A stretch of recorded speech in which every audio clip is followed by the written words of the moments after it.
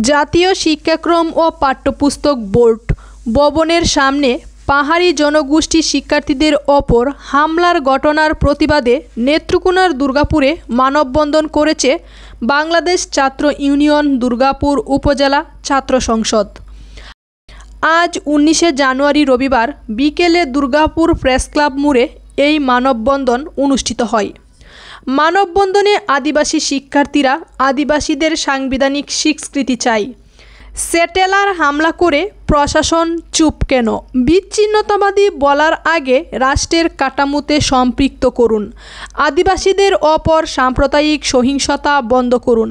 বৈষম্যহীন বাংলাদেশে আদিবাসীদের সাথে বৈষম্য কেন? আমাদেরকে কেন উপজাতি বলা হবে? এ ধরনের বিভিন্ন লেখা সম্মিলিত প্লেকার্ড হাতে নিয়ে আদিবাসী শিক্ষার্থীরা মানববন্ধনে অংশ নেন।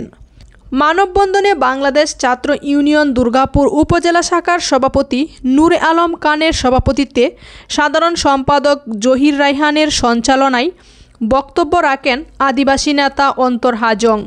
আরও বক্তব্য রাখেন অবনীকান্ত হাজং। বাংলাদেশ ছাত্র ইউনিয়ন জেলা কমিটির সদস্য নূরে আলম। আরও বক্তব্য রাখেন উপজেলা কমিটির সহসভাপতি কবিরুল ইসলাম, সিপিবি উপজেলা কমিটির সাধারণ সম্পাদক রূপন কুমার সরকার, সভাপতি আলকাসউদ্দিন মীর। এ সময় আরও অনেকেই বক্তব্য রাখেন। বক্তারা বলেন, গত 15ই জানুয়ারি ঢাকায় এনসিটিবি ভবনের সামনে আদিবাসীদের ওপর হামলার তীব্র নিন্দা ও প্রতিবাদ জানাই।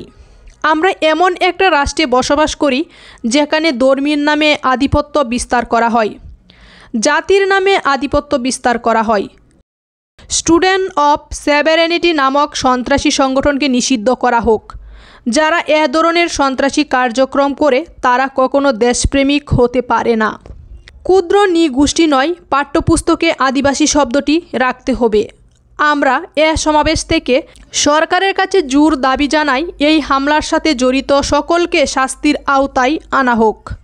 মানববন্ধন শেষে এক বিক্ষোভ মিছিল সমাবেশ অনুষ্ঠিত হয়। সমাবেশে বক্তারা আদিবাসীদের সাংবিধানিক স্বীকৃতি প্রদানের দাবি জানিয়ে বলেন, উগ্রবাদী সাম্প্রদায়িক গোষ্ঠী আদিবাসী ছাত্র জনতার ওপর বর্বরচিত হামলা চালিয়েছে। শান্তিপূর্ণ সভা সমাবেশে এ ধরনের ন্যাক্কারজনক হামলা তা সভ্যজগৎকে হার মানিয়েছে। অবিলম্বে হামলাকারীদের গ্রেপ্তারসহ উপযুক্ত শাস্তি নিশ্চিত করা না হলে আদিবাসী ছাত্র জনতা বৃহত্তর আন্দোলন গড়ে তুলবে বলে প্রতিবাদ সমাবেশে ঘোষণা দেওয়া হয়। প্রতিবাদ সমাবেশ শেষে একটি বিক্ষোভ মিছিল পৌর শহরের প্রধান সড়কগুলো প্রদক্ষিণ করে